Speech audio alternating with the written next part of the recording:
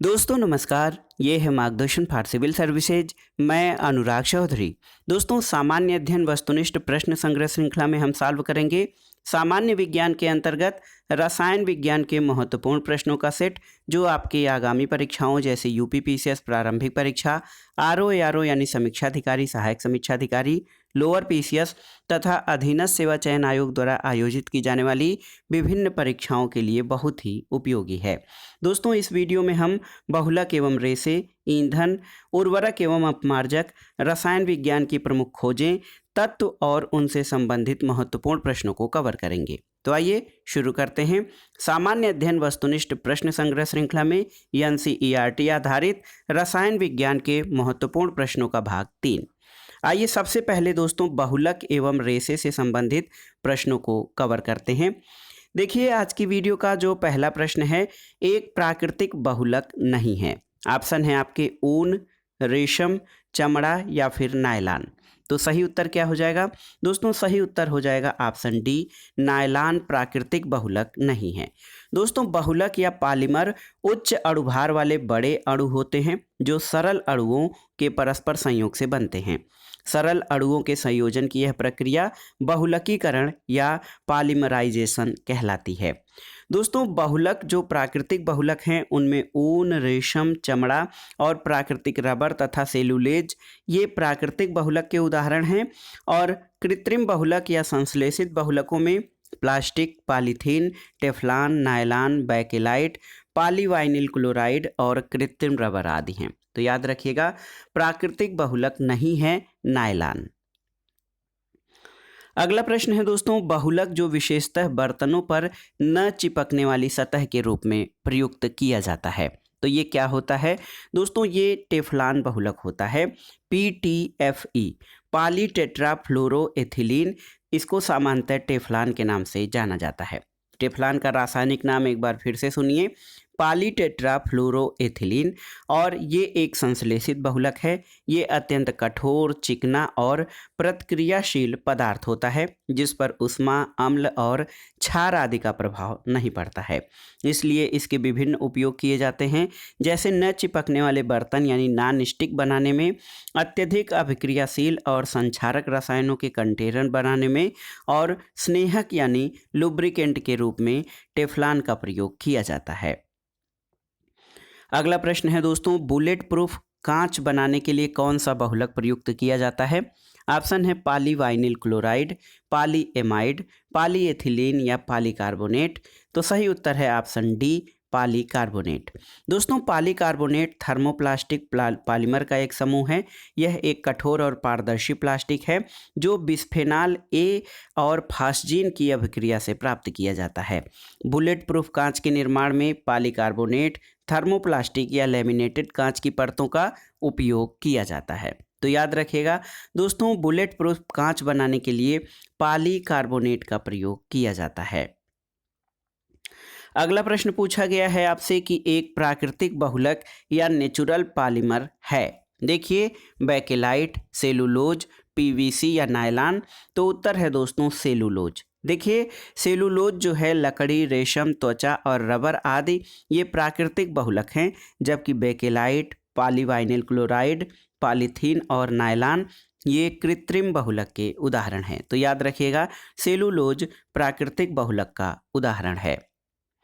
अगला प्रश्न है दोस्तों, पीवीसी किसके बहुलकीकरण द्वारा प्राप्त किया जाता है? ऑप्शन है स्टाइरीन, एसिटिलीन, प्रोपीन या विनाइल क्लोराइड। तो सही उत्तर है दोस्तों पीवीसी विनाइल क्लोराइड के बहुलकीकरण द्वारा प्राप्त किया जाता है। ऑप्शन डी आपका सही उत्तर है। पीवीसी का फुल फॉर्म होता है दोस्तों पॉलीवाइनिल क्लोराइड। यह एक कृत्रिम बहुलक होता है जो विनाइल क्लोराइड के बहुलकीकरण द्वारा प्राप्त किया जाता है। ये विद्युत का कुचालक होता है, जल प्रतिरोधी होता है और अत्यंत शक्तिशाली बहुलक होता है। इसका प्रयोग पाइप, विद्युत केबल, जल रोधी वस्तुएं, खिलौने आदि बनाने के काम में लाया जाता है। तो याद रखिएगा पीवीसी विनाइल क्लोराइड के बहुलकीकरण द्वारा प्राप्त किया जाता है। अगला प्रश्न है, कौन सा बहुलक बुलेट प्रूफ जैकेट बनाने के लिए प्रयोग किया जाता है? ऑप्शन है बैकेलाइट, पॉलीएमाइड, टेफ्लॉन या पॉली यूरेथिन। तो सही उत्तर है दोस्तों, बुलेट प्रूफ जैकेट बनाने के लिए पॉलीएमाइड का प्रयोग किया जाता है। ऑप्शन बी आपका सही उत्तर है।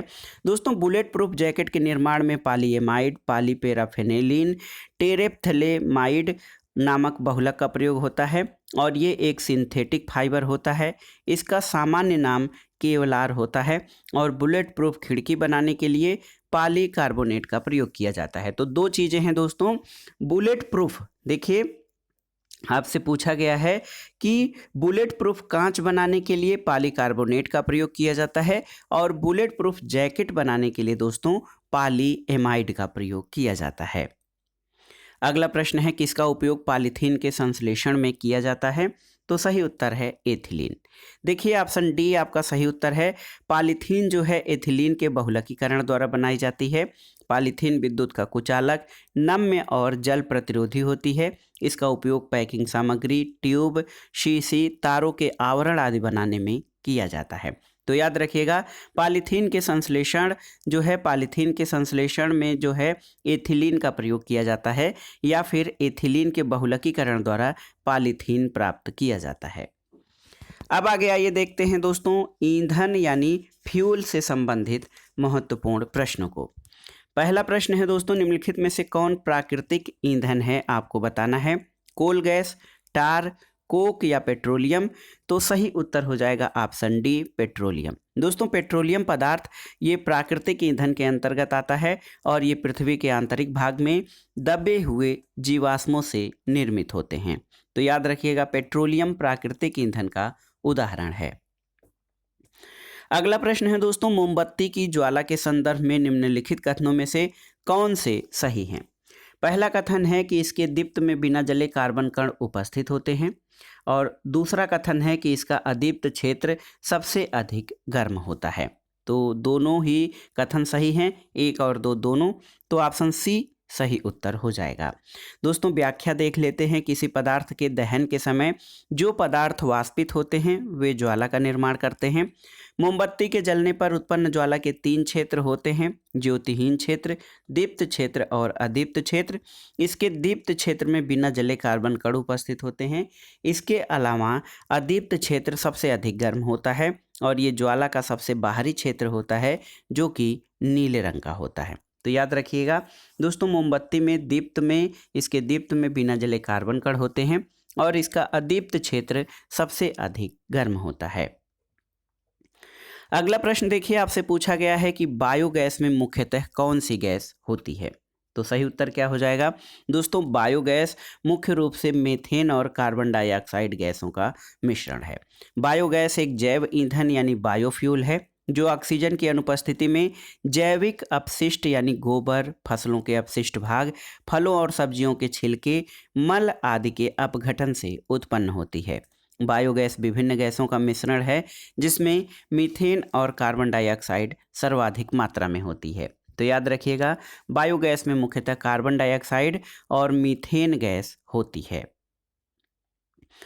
अगले प्रश्न पर आते हैं दोस्तों। प्रश्न है कि भारी मोटर वाहनों के लिए ईंधन के रूप में डीजल तेल अधिक प्रयोग किया जाता है, इसका कारण क्या है? देखिए, जो ऑप्शंस हैं ये सस्ता है, इंजन को कम नुकसान पहुंचाता है, कच्चे माल से उसका अधिक उत्पादन होता है या फिर उसमें अधिक क्षमता होती है और उससे ईंधन की बचत होती है। तो सही उत्तर है ऑप्शन डी, उसमें अधिक क्षमता होती है और उससे ईंधन की बचत होती है। दोस्तों, भारी वाहनों में ईंधन के रूप में डीजल का प्रयोग किए जाने का कारण ये है कि डीजल में कम गति से दहन का गुण होता है, इसलिए यह कम गति में भी उच्च टार्क उत्पन्न करता है जो भारी वाहनों के इंजन के लिए प्रमुख आवश्यकता होती है। टार्क उस बल की माप है जो किसी वस्तु को इसके अक्ष के चारों ओर घूमने में प्रयुक्त होता है। दूसरी बात यह कि भारी वाहनों के इंजनों में डीजल इंजन का दबाव अनुपात पेट्रोल इंजनों की अपेक्षा अधिक होता है, इसलिए ईंधन की बचत होती है। अगला प्रश्न है दोस्तों, खाना बनाने के लिए घरों में प्रयुक्त की जाने वाली जो गैस होती है, ये देखिए, खाना बनाने के लिए घरों में प्रयुक्त की जाने वाली जो गैस है वो किन गैसों का मिश्रण होता है? तो सही उत्तर क्या हो जाएगा? दोस्तों, खाना बनाने के लिए जो घरों में गैस प्रयोग की जाती है वो ब्यूटेन और प्रोपेन का मिश्रण होता है। ऑप्शन सी सही उत्तर हो जाएगा। दोस्तों घरों में खाना बनाने के लिए द्रवीकृत पेट्रोलियम गैस यानी एलपीजी का प्रयोग किया जाता है। ये एथेन यानी C2H6, प्रोपेन यानी C3H8 और ब्यूटेन यानी C4H10 का मिश्रण होता है। एलपीजी का ऊष्मीय मान बहुत अधिक होता है जो धुआं रहित ज्वाला के साथ जलती है, इसलिए ये एक अच्छा ईंधन होता है। दोस्तों एलपीजी एक गंधहीन गैस है, इसमें कोई महक नहीं होती है। ये वातावरण में मुक्त होने पर विस्फोट कर सकती है, इसलिए गैस के सिलेंडर में रिसाव का पता लगाने के लिए एक तीक्ष्ण गंध वाला एथिल मरकप्टेन गैस मिला दिया जाता है, जिससे इसके रिसाव का पता लगाया जा सके। तो याद रखिएगा दोस्तों, खाना बनाने के लिए जो घरों में प्रयुक्त गैस होती है वो ब्यूटेन और प्रोपेन का मिश्रण होती है। अगले प्रश्न पर आते हैं दोस्तों, पेट्रोल की गुणवत्ता किससे अभिव्यक्त की जाती है? ऑप्शन है सीटेन संख्या, स्वर्णांक, ऑक्टेन संख्या या योजित अनलेडेड यौगिक। तो सही उत्तर है ऑप्शन सी, ऑक्टेन संख्या। दोस्तों पेट्रोल की गुणवत्ता ऑक्टेन संख्या और सीटेन नंबर दोनों का प्रयोग ईंधनों की गुणवत्ता व्यक्त करने के लिए किया जाता है। देखिए ऑक्टेन संख्या के माध्यम से क्या किया जाता है, स्पार्क प्रज्वलन आंतरिक दहन इंजनों में प्रयोग किए जाने वाले ईंधन जैसे पेट्रोल और विमानन ईंधन की प्रज्वलन प्रतिरोधकता प्रदर्शित की जाती है। और ऑक्टेन पैमाना 0 से 100 के बीच होता है, जिसमें एन हेप्टेन की ऑक्टेन संख्या सबसे कम 0 और आइसो ऑक्टेन की ऑक्टेन संख्या सर्वाधिक 100 होती है। इसके अलावा दोस्तों सीटेन संख्या के माध्यम से दबाव प्रज्वलक इंजन यानी कंप्रेशन इग्निटेड इंजन में प्रयोग की जाने वाले ईंधन जैसे डीजल इंजन की दहन गुणवत्ता और ईंधन के प्रज्वलन में होने वाले विलंब को दर्शाया जाता है। तो याद रखिएगा ऑक्टेन संख्या दोस्तों पेट्रोल की गुणवत्ता मापी जाती है पेट्रोल इंजन की, और सीटेन संख्या से डीजल इंजन की। अगला प्रश्न है दोस्तों, पेट्रोल द्वारा लगी आग को बुझाने में जल अप्रभावशाली रहता है, इसका कारण क्या है? तो उत्तर हो जाएगा दोस्तों पानी और पेट्रोल चूंकि एक दूसरे में अघुलनशील हैं और पेट्रोल पानी के ऊपर जलने हेतु लगातार परत बनाता रहेगा, इसलिए पेट्रोल द्वारा लगी आग को बुझाने में पानी का प्रयोग नहीं किया जाता है। दोस्तों पानी पेट्रोल से लगी आग को बुझाने में असमर्थ है, क्योंकि पानी और पेट्रोल एक दूसरे के साथ अघुलनशील हैं और पेट्रोल पानी के ऊपर परत बनाकर जलता रहता है। अगला प्रश्न है, निम्नलिखित में किसका प्रयोग नोदक या राकेटों में ईंधन के रूप में किया जा सकता है? तो सही उत्तर क्या है दोस्तों, नोदक या राकेटों में ईंधन के रूप में द्रव हाइड्रोजन और द्रव ऑक्सीजन का प्रयोग किया जा सकता है। लिक्विड हाइड्रोजन और लिक्विड ऑक्सीजन का मिश्रण, ऑप्शन डी आपका सही उत्तर हो जाएगा। दोस्तों राकेटों में 2 प्रकार के ईंधन प्रयोग किए जाते हैं, ठोस ईंधन और द्रव ईंधन। नियंत्रण और दक्षता की कमी के कारण ठोस ईंधन की अपेक्षा द्रव ईंधनों का प्रयोग अधिक किया जाता है। द्रव ईंधन के 2 मुख्य भाग होते हैं, एक तो ईंधन और दूसरा ऑक्सीकारक। दोस्तों राकेटों में द्रव हाइड्रोजन का प्रयोग ईंधन के रूप में और द्रव ऑक्सीजन का प्रयोग ऑक्सीकारक के रूप में किया जाता है। ऑक्सीकारक द्रव ईंधन को अत्यधिक गहनता से जलने के लिए ऑक्सीजन की आपूर्ति करता है। अगला प्रश्न है दोस्तों, गाड़ियों को चलाने के लिए हाइड्रोजन गैस सुविधाजनक रूप से ईंधन के रूप में प्रयोग में लाई जा सकती है यदि वह कम ताप पर किसी पदार्थ द्वारा अवशोषित कर ली जाए ताकि वह निर्वातक द्वारा उत्पन्न तापमान पर मुक्त हो सके। वह अवशोषक पदार्थ कौन सा है? तो ऑप्शन है हाइड्राइड, कोयला, सोपस्टोन या रेजिन। तो सही उत्तर है ऑप्शन ए, हाइड्राइड। दोस्तों देखिए हाइड्रोजन गैस बहुत कम तापमान पर पैलेडियम हाइड्राइड द्वारा अवशोषित कर ली जाती है ताकि वह निर्वातक द्वारा उत्पन्न तापमान पर मुक्त हो सके। तो याद रखिएगा दोस्तों गाड़ियों को चलाने के लिए जो हाइड्रोजन गैस सुविधाजनक रूप में जो प्रयोग की जा सकती है, और ये यदि हाइड्राइड या पैलेडियम हाइड्राइड द्वारा अवशोषित कर ली जाती है ताकि वह निर्वातक द्वारा कम तापमान पर मुक्त हो सके। अगला प्रश्न है दोस्तों, विमानन ईंधन में ग्लाइकाल मिलाने के क्या कारण है? तो सही उत्तर है दोस्तों विमानन ईंधन में ग्लाइकाल मिलाने से ये पेट्रोल के हिमकरण को रोकता है। ऑप्शन सी आपका सही उत्तर है। दोस्तों विमानन ईंधन या एविएशन फ्यूल जो होता है वो पेट्रोलियम आधारित विशेष ईंधन है जो वायुयानों में प्रयोग किया जाता है। उड़ान भरने के पश्चात ऊपरी वायुमंडल में वायुयान के तापमान में कमी आती है और सामान्य स्थिति में ईंधन में घुले हुए जल के से अलग होकर जमने की संभावना बढ़ जाती है। इसलिए ईंधन को जमने से रोकने वाले प्रतिरोधक के रूप में ग्लाइकाल यानी एथिल ग्लाइकाल, एथिलीन ग्लाइकाल जो होता है इसको मिलाया जाता है और ये जल के हिमांक को, फ्रीजिंग पॉइंट को -43 डिग्री सेल्सियस तक कम कर देता है। अब आइए देखते हैं उर्वरक एवं अपमार्जक यानी फर्टिलाइजर्स एंड डिटर्जेंट से संबंधित महत्वपूर्ण प्रश्नों को। प्रश्न है दोस्तों, तत्व जो उर्वरक में नहीं पाया जाता है वो क्या है? देखिए, नाइट्रोजन या नाइट्रोजन, हाइड्रोजन, क्लोरीन और फास्फोरस। तो कौन सा तत्व उर्वरक में नहीं पाया जाता है? उत्तर है दोस्तों हाइड्रोजन। उर्वरक ऐसे रसायन हैं जो पेड़ पौधों की वृद्धि में सहायक हैं। उर्वरक दो प्रकार के होते हैं, एक तो मैक्रोन्यूट्रिएंट्स और दूसरा माइक्रो। मैक्रोन्यूट्रिएंट में nitrogen, phosphorus, potassium, calcium, magnesium और सल्फर का प्रयोग किया जाता है। इसके अलावा माइक्रोन्यूट्रिएंट्स में boron, chlorine, copper, iron, manganese, molybdenum, zinc और सेलेनियम का प्रयोग किया जाता है। तो उर्वरक में दोस्तों हाइड्रोजन नहीं पाया जाता है। अगला प्रश्न है, किसका उपयोग करके दोस्तों किसका उपयोग यूरिया उर्वरक के उत्पादन में किया जाता है? ऑप्शन देखते हैं, किसका उपयोग यूरिया उर्वरक के उत्पादन में किया जाता है?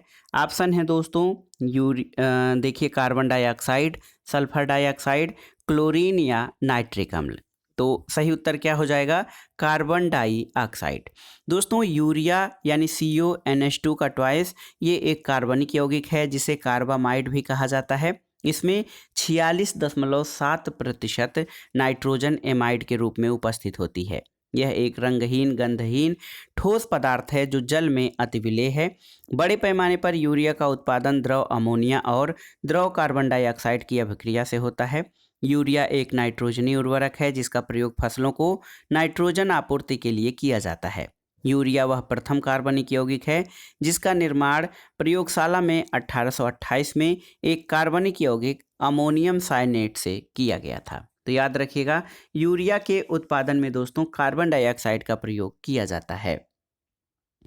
अगला प्रश्न है, कौन सा उर्वरक मृदा में सर्वाधिक अम्ल छोड़ता है? ऑप्शन है आपकी urea, ammonium sulphate, ammonium nitrate या कैल्शियम अमोनियम नाइट्रेट। तो सही उत्तर है दोस्तों, मृदा में सर्वाधिक अम्ल छोड़ने वाला उर्वरक अमोनियम सल्फेट है। मृदा में अम्लीयता और क्षारीयता की माप मृदा के pH मान द्वारा की जाती है और मृदा का pH मूल्य जितना कम होगा मृदा उतनी ही अम्लीय होगी। उर्वरकों में अमोनियम सल्फेट मृदा में सर्वाधिक अम्ल छोड़ता है और अमोनियम सल्फेट का 1 मोल लगभग 132 ग्राम, 4 मोल लगभग 4 ग्राम हाइड्रोजन आयन का उत्पादन करता है। तो याद रखिएगा, अमोनियम सल्फेट मृदा में सर्वाधिक अम्ल छोड़ता है। अगला प्रश्न है दोस्तों, कौन सा पदार्थ साबुन बनाने में प्रयोग किया जाता है? तो उत्तर है, साबुन बनाने में वनस्पति तेलों का प्रयोग किया जाता है। देखिए, जब वनस्पति तेल या वेजिटेबल ऑयल अथवा जंतु वसा को कास्टिक सोडा अथवा कास्टिक पोटास के साथ गर्म किया जाता है तो ग्लिसरीन के साथ उच्च वशीय अम्लों के सोडियम और पोटेशियम लवण प्राप्त होते हैं और यही लवण साबुन कहलाते हैं और इसकी उपर्युक्त प्रक्रिया साबुनीकरण या सपोनिफिकेशन कहलाती है। तो सही उत्तर है दोस्तों, साबुन बनाने में वनस्पति तेलों का प्रयोग किया जाता है। अगला प्रश्न है दोस्तों, DAP में कितने प्रतिशत फास्फोरस या P2O5 और नाइट्रोजन पाई जाती है? तो डाई अमोनियम फास्फेट DAP का पूरा नाम होता है और इसका सूत्र होता है NH4 का ट्वाइस HPO4। तो दोस्तों ये बहुत ही महत्वपूर्ण है। DAP में देखिए 18% नाइट्रोजन और 46% फास्फोरस पाई जाती है। ऑप्शन बी आपका सही उत्तर है। दोस्तों विश्व में सर्वाधिक प्रयोग किया जाने वाला फास्फोरस उर्वरक ये डाई अमोनियम फास्फेट होता है। इसके रासायनिक संगठन में 46% फास्फोरस और दोस्तों 18 से 21% नाइट्रोजन होती है। DAP के प्रयोग से अस्थायी रूप से मृदा के pH मान में वृद्धि होती है, यानी यह मृदा की अम्लीयता में कमी करता है, लेकिन लंबे समय तक इसका प्रयोग करने से अमोनिया का नाइट्रोजनीकरण होता है और मृदा पहले की अपेक्षा अधिक अम्लीय हो जाती है। अगला प्रश्न है, कौन सा एक मिश्रित उर्वरक है? देखिए, यूरिया, कैम, अमोनियम सल्फेट या NPK। तो सही उत्तर है अमोनियम सल्फेट। दोस्तों अमोनियम सल्फेट एक अकार्बनिक लवण है जो अमोनिया और सल्फेट के मिश्रण से प्राप्त किया जाता है और इसका उपयोग क्षारीय मृदाओं या एल्केलाइन सॉइल के उर्वरक के रूप में किया जाता है। तो मिश्रित उर्वरक का उदाहरण है दोस्तों अमोनियम सल्फेट। अब आइए दोस्तों देख लेते हैं रसायन विज्ञान से संबंधित महत्वपूर्ण खोजों के बारे में। देखिए इलेक्ट्रॉन, आप जानते हैं इलेक्ट्रॉन की खोज जे थॉमसन द्वारा की गई थी। प्रोटॉन की खोज रदरफोर्ड या कहीं कहीं आता है कि गोल्डस्टीन के द्वारा। न्यूट्रॉन की खोज जेम्स चैडविक के द्वारा। मेसान दोस्तों युकावा ने मेसान की खोज की थी। पॉजिट्रॉन की खोज कार्ल एंडरसन द्वारा की गई थी। परमाणु के नाभिक की खोज रदरफोर्ड ने किया था और सबसे पहले परमाणु सिद्धांत का प्रतिपादन जॉन डाल्टन के द्वारा किया गया था। दोस्तों देखिए परमाणु क्रमांक जो है इसका व्यवस्थीकरण मोजले ने किया था। क्वांटम सिद्धांत मैक्स प्लांक द्वारा प्रतिपादित किया गया था। और देखिए आवर्त सारणी जिसको कि सबसे पहले मेंडलीफ ने बनाया था, लेकिन आधुनिक आवर्त सारणी का निर्माण मोजले के द्वारा किया गया था। रेडियो सक्रियता हेनरी बेकुरल द्वारा इसकी खोज की गई और आवर्त सारणी दमित्री मेंडलीफ की खोज थी। द्रव्यमान संरक्षण का नियम लाओजियर ने प्रतिपादित किया था और सापेक्षिकता का सिद्धांत आप जानते हैं आइंस्टीन का है। द्रव्यमान ऊर्जा समीकरण आइंस्टीन द्वारा प्रतिपादित किया गया था, जिसका मतलब होता है E बराबर mc², यानी एनर्जी द्रव्यमान और प्रकाश के वेग के वर्ग के अनुपात के गुणनफल के बराबर होती है। दोस्तों विद्युत अपघटन का नियम फैराडे द्वारा प्रतिपादित किया गया और पीएच मापक्रम आप जानते हैं पोटेंशियल ऑफ हाइड्रोजन, ये सोरेनसन द्वारा इसकी खोज की गई थी। प्रकाश विद्युत प्रभाव की खोज आइंस्टीन द्वारा की गई और वैद्युत संयोजकता कोशेल द्वारा इसका जो है शुरुआत किया गया था। अब आइए देखते हैं तत्वों से संबंधित महत्वपूर्ण प्रश्नों को। देखिए दोस्तों कुल ज्ञात तत्व, तो अब तक कुल ज्ञात तत्वों की संख्या 118 है। प्रकृति में 98 तत्व पाए जाते हैं और कृत्रिम तरीके से यानी संश्लेषण प्रक्रिया के द्वारा 24 तत्वों का निर्माण किया गया है। धातु तत्वों की संख्या इनमें 91 है। अधातु और उपधातु तत्वों की संख्या इसमें अधातु 20 और उपधातु 7 हैं, तो ये 27 हो जाएगी। और एक प्रश्न बनता है कि पृथ्वी पर सबसे अधिक मात्रा में पाया जाने वाला तत्व कौन सा है, तो ये ऑक्सीजन है। सबसे हल्का तत्व हाइड्रोजन है और सबसे भारी तत्व ऑस्मियम है। सबसे हल्का धातु तत्व ये लिथियम है दोस्तों। और द्रव धातु तत्व जो है वो पारा है। द्रव अधातु तत्व ब्रोमीन है और विद्युत का सबसे अच्छा सुचालक तत्व चांदी है। विद्युत का सुचालक अधातु कौन सा है, तो ये ग्रेफाइट है जो कि विद्युत का सुचालक है अधातु होते हुए भी। सबसे अधिक आघातवर्धनीय तत्व सोना है। सबसे अधिक विद्युत क्रियाशील अधातु तत्व फ्लोरीन है और सबसे अधिक क्रियाशील धातु की बात करें तो ये सीजियम है। दोस्तों सर्वाधिक इलेक्ट्रॉन प्राप्ति वाला तत्व कौन सा है, तो ये क्लोरीन होता है और सर्वाधिक विद्युत ऋणात्मक तत्व फ्लोरीन है। इसके अलावा सबसे प्रबल आक्सीकारक पदार्थ फ्लोरीन है और सर्वाधिक गैसीय तत्वों वाला वर्ग शून्य वर्ग है। दोस्तों मिट्टी के तेल में रखा जाने वाला तत्व कौन सा है, तो ये है सोडियम। सोडियम अत्यंत ही अभिक्रियाशील होता है जिसके द्वारा ये वायुमंडल की नमी को या वायुमंडल में खुला छोड़ देने पर जल उठता है, इसलिए इसको मिट्टी के तेल यानी केरोसिन में रखा जाता है। तो दोस्तों ये था आज का वीडियो जिसमें आपने सामान्य अध्ययन वस्तुनिष्ठ प्रश्न संग्रह श्रृंखला के अंतर्गत रसायन विज्ञान के महत्वपूर्ण प्रश्नों को सॉल्व किया और साथ ही रसायन विज्ञान की प्रमुख खोजें और तत्व और उनसे संबंधित महत्वपूर्ण तथ्यों के बारे में जाना। ये वीडियो आपके आगामी परीक्षाओं के लिए बहुत ही उपयोगी है, आप इनको तैयार कर लीजिएगा। वीडियो आपको कैसा लगा हमें कमेंट बॉक्स में ज़रूर बताइएगा। वीडियो को लाइक करें, शेयर करें और इस चैनल मार्गदर्शन फॉर सिविल सर्विसेज को सब्सक्राइब करें। वीडियो देखने के लिए धन्यवाद दोस्तों, नमस्कार।